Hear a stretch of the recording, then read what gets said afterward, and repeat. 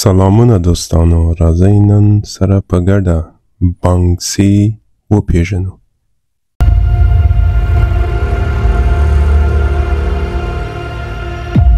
که چیرته مو پام شوی وي د دنیا په اکثره ښارونو کې د دیوالونو پر مخ نقاشیانې لیدلی شو چې دې نقاشي ته په انګلیسي سټریټ پینټینګ وایي او په پښتو د سړک نقاشي ورته وایي. زه پوه نه شوم تاسو به هم دا پوښتنه لرئ چې د دیوال پر مخ دغه نقاشیانې څنګه خرڅیږي. په یو ډول بانکسي دغه نقاشیانې د دغه دیوالونو مالکینو ته ډالۍ کوي چې وروسته دغه مالکین دا نقاشي د خرڅلاو لپاره وړاندې کوي او ښه لوړې پیسې ترلاسه کوي. بانکسي په اړه ډیر مستند فلمونه شتون لري چې په مستندو فلمونو کې ښودل شوي چې دی یو انګلیسي کس دی.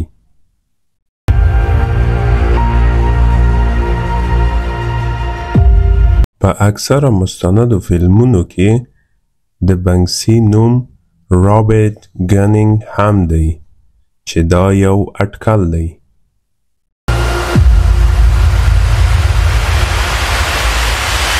رابرټ ګنینګهم هماغه کس دی چې په بریسټل کې زیږیدلی دی او د ده عمر 50 کاله دی.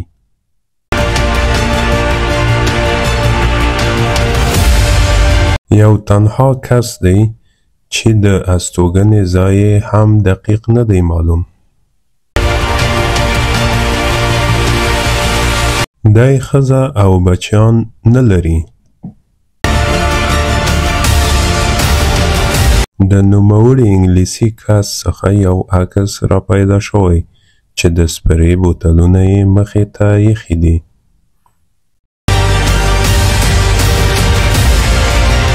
د همدغې عکس له مخې دا اټکل کیږي چې دی بانکسي دی، خو دا یو اټکل دی.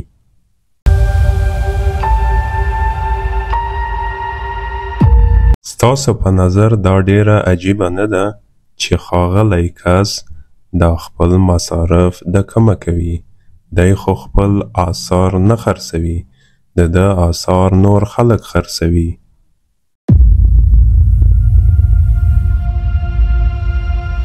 دا په انګلستان هیواد کې د لیورپول ساحه ده.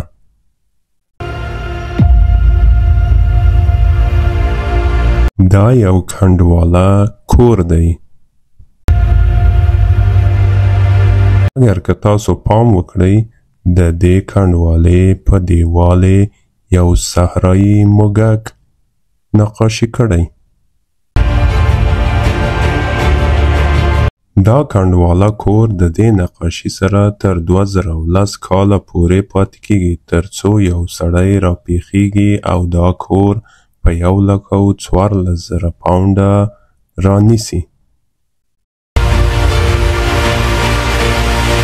د دې کنډواله کور نوی مالک دا کور رانیسي او په خپل حالت یې پرېږدي.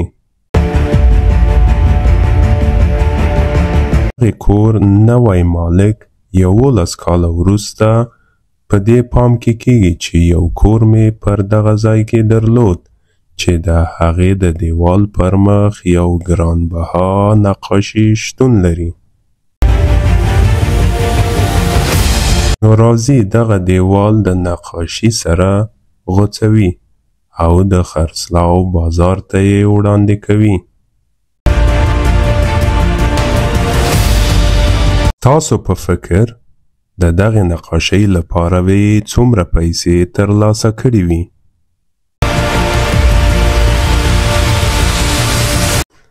دا خبره د باور نه لرې ده.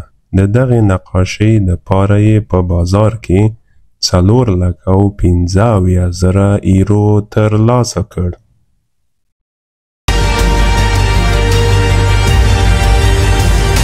دا ښاغلی هم په همدغه پیسو دا کور نړوي او پر ځای یې یو غټ رستورانت جوړوي. دا هم یوه ډالۍ د بنکسي لخوا. د یادونې وړ ده چې د بنکسي ټول آثار په دغه لوړو بیو نه اخلي څوک. دغه نقاشي یو څه زړه او ډیره غټه وه، نو ځکه یې دومره لوړ قیمت ترلاسه کړ. مګر ځینې وخت که د بنکسي یو نقاشي چې 50 پر 50 سانتي کې وي، کیدای شي تر 10 یا 40,000 ډالره خرڅ شي. بنکسي د نړۍ په اکثره هیوادونو کې ډیر خلک پیژني. دا ځکه چې بنکسي هر هیواد ته سفر کوي. په دې هیوادونو کې داسې هیوادونه هم شته چې پر دې نه پوهیږي چې په غرب کې څه روان دي، مګر بنکسي ښه پیژني. راځئ چې په ګډه سره د بنکسي یو قیمت ترینه اثر وګورو. هغه دغه اثر دی، The Girl with the Balloon، یعنی انجلۍ د غبارې سره. د دې نقاشي اندازه 101 پر 88 سانتي متره کې دی. مشهوره نقاشانو ته دا پیغام ورکوي چې سمه ده تاسو خپله نقاشي په ډیر لوړه بیه خرڅوئ، خو دومره هم ستاسو نقاشي ښه نه ده. د همدې له کبله د نړۍ مشهوره نقاشانو اثار پر بنکسي ډیر خرابیږي. مشهوره نقاشان وایي چې بنکسي خو یو د سړک نقاش دی. د ده نقاشیانې ولې د ساتبي ګالري ته راشي؟ لیکن د نړۍ میلیاردران دې خبرو ته پام نه باسي. هغوی ته دا مهمه ده چې په یو اثر کې ګټه وکړي.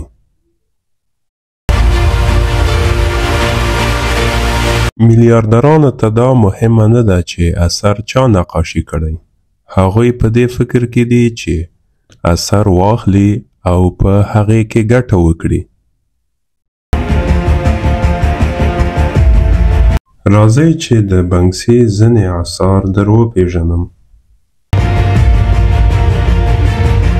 د هغې ډلې نه دغه یوه نقاشي ده چې د کورونا په وخت کې په 2020 کال کې نقاشي شوی. دا تصویر یې په یو کاغذ نقاشي کړی چې دا نقاشي بیا د انګلستان د ساوت اپټم ښار په یوه روغتون کې د ایمرجنسي وارډ په تخته لګولی چې هیڅوک هم نه پوهیږي چې دا نقاشي دلته چا لګولې.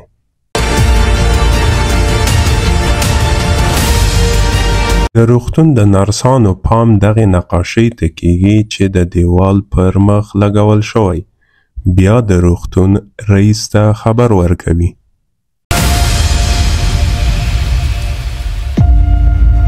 د دې روغتون کارکوونکي دې ته ډیر زر متوجه کیږي چې دا کار د بنکسي دی.